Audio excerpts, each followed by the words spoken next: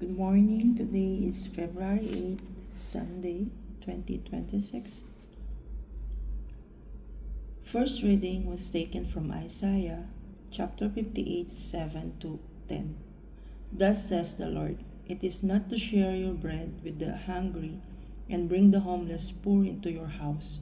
When you see the naked, to cover him and not to hide yourself from your own flesh.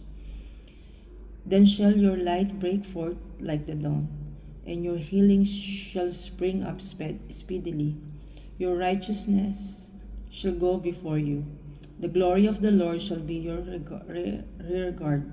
Then you shall call, and the Lord will answer. You shall cry, and he will say, Here I am.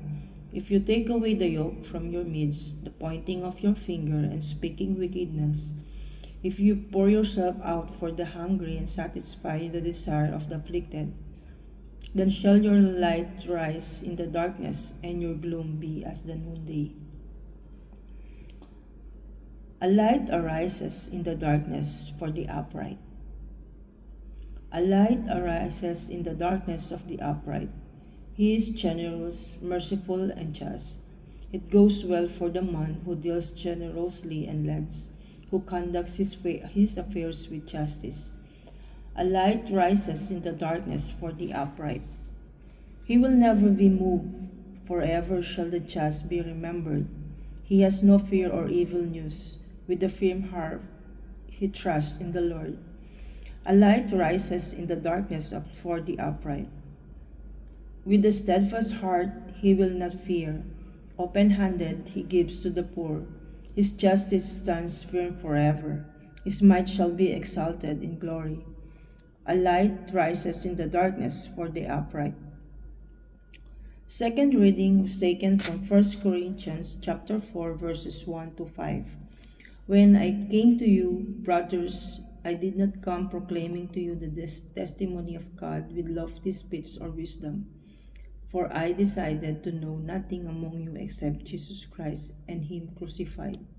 And I was with you in weakness and in fear, and much trembling, and my speech and my message were not in plausible words of wisdom, but in demonstrations of the Spirit and of power, so that your faith might not rest in the wisdom of men, but in the power of God. Alleluia, Alleluia. I am the light of the world, says the Lord. Whoever follows me will have the light of life. Alleluia. A reading from the Gospel Matthew chapter 5 verses 13 to 16. At that time, Jesus said to his disciples, You are the salt of the earth, but if salt has lost its taste, how shall its saltiness be restored? It is no longer good for anything except to be thrown out and trampled under people's feet. You are the light of the world. A city set on a hill cannot be hidden, nor do people light a lamp and put it under a basket, but on a stand, and it gives light to all in the house. In the same way, let your light shine before others, so that they may see your good works and give glory to your Father who is in heaven. The word of the Lord. You are the salt of the earth and the light of the world. But what does this truly mean? It calls for radical selflessness, a willingness to lose yourself for the sake of others. Salt and light do not exist for themselves.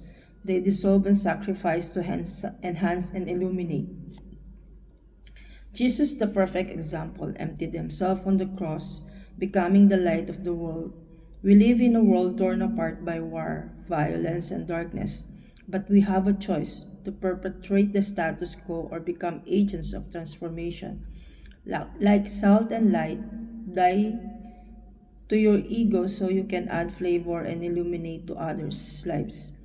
In losing yourselves, you'll find true purpose of life. As the Danish philosopher Soren, to exist is to be in the midst of change. Will you choose to be the catalyst for change? Good morning and have a blessed day.